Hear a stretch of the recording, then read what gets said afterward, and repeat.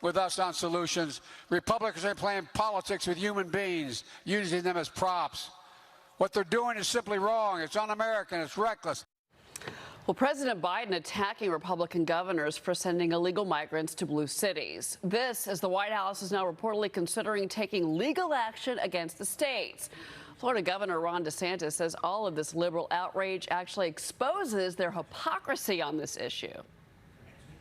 The minute even a small fraction of what those border towns deal with every day is brought to their front door, they all of a sudden go berserk, and they're so upset. It just shows you, their virtue signaling is a fraud.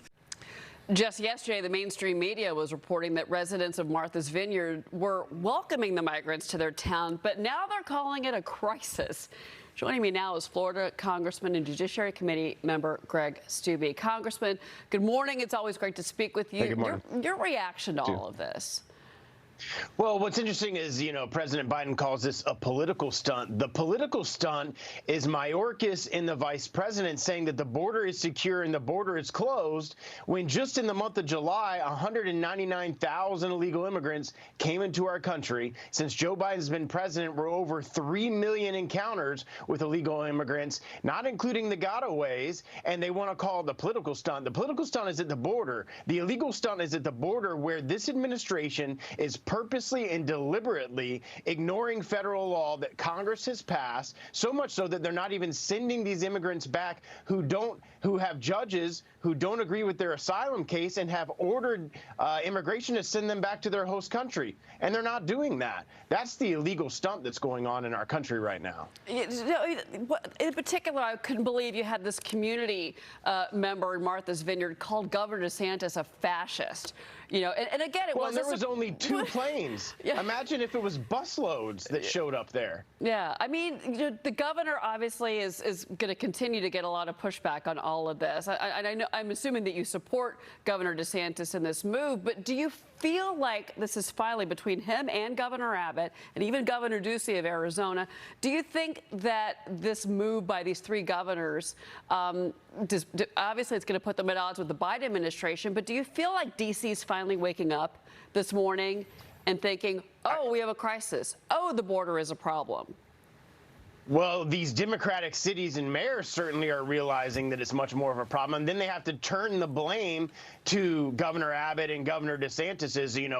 It's inhumane that you would send these individuals to our city, despite the fact that the Biden administration is putting them on the same buses and transporting them throughout our country. But that's perfectly okay. It shows the Democrats' hypocrisy. It shows the things that are really happening in our country and putting it on the doorstep of the people that support these sanctuary city policies. So it is highlighting the things that are going on every single day on the southern border. I 100% support what Governor DeSantis is doing, and hopefully this may change the policy that the White House has, but we all know that that's not going to be the case. Yeah, well, look, I mean, there is going to be this meeting today at the White House. They say it was already scheduled with all these officials to talk about the border, but, we'll see what the headlines out of that are today.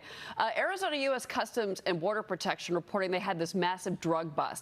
They seized 146,000 rainbow-colored fentanyl pills, along with 150,000 traditional blue fentanyl pills. Border Patrol agents also found 5 pounds of fentanyl strapped to a 15-year-old boy who was from Michigan. Congressman, your reaction to that? It's unbelievable. The #1 cause of death now for Americans between the age of 18 and 45 is a fentanyl overdose. And we know for a fact that all of that is coming through our southern border. Every day you read about apprehensions and seizures of fentanyl, yet there's millions of pounds, thousands of pounds of it that's getting across every single day. There's been enough fentanyl just seized since Biden's been president to kill every American citizen ×6. And that's the crisis that we are facing, not just the human toll of illegal immigration and the terrorists coming across our border, but the drug toll that is infecting the lives of Americans, so much so that is the leading cause of death for young Americans between the age of 18 and 45. Tiana Lowe from the Washington Examiner, Congressman, is with me. Tiana, go ahead. Hi, Congressman. So we know that from about 1998 to 2020, there were an average of about 330 deaths at the border per year. Last year, it was north of 500. 600 this year already. Before the end of the fiscal year, it's over 700. Has there been any investigation in the House's end into what has caused those border deaths and what, if anything, the Biden administration is doing in response to those deaths?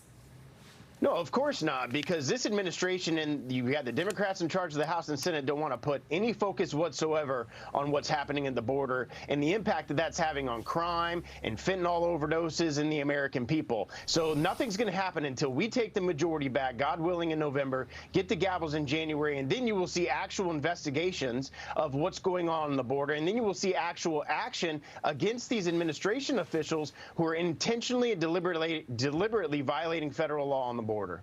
All right.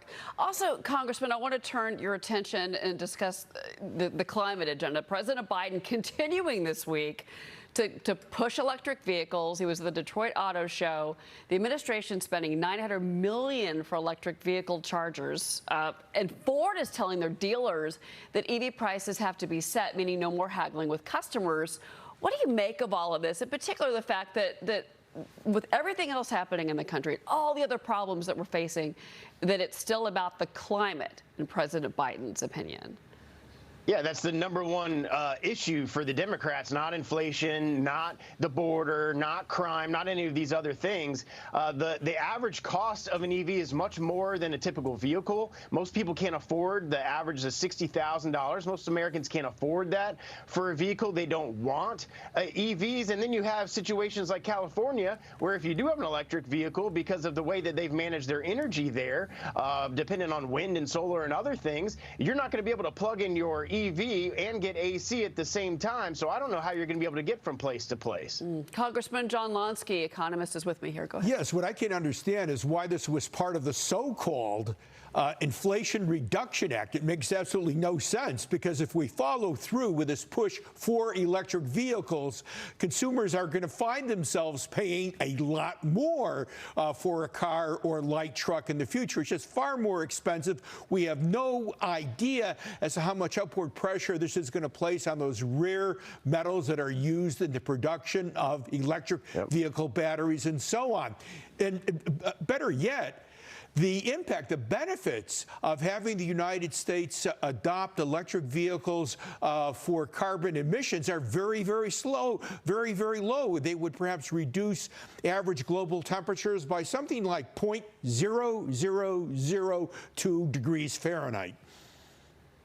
If we went to complete zero emissions today in this country, it wouldn't offset what China and India and other these countries are doing. China's firing up coal-powered plants every single day. We're using all of that and dumping carbon into the world. So even if we went to zero emissions with what China and India and these other countries are doing, it would have a negligible, if not at all, impact on the overall world carbon emissions. So it doesn't make any sense to put this pressure on the American people. If people want to buy electric vehicles, let them go buy electric vehicles. Don't force it on the American people and force them into this like they're doing in California. It's not good for inflation, and it's not good for the economy. Let the market play it out. That's capitalism. Yeah, that's let the free market be what it will. Yeah, exactly. If you want to make a choice to buy an EV, great, but don't force it on people, especially in California where they drive so much. Anyway, Congressman, it's great to see you as always. Congressman Greg Steube. Good to see you. Thank you, sir.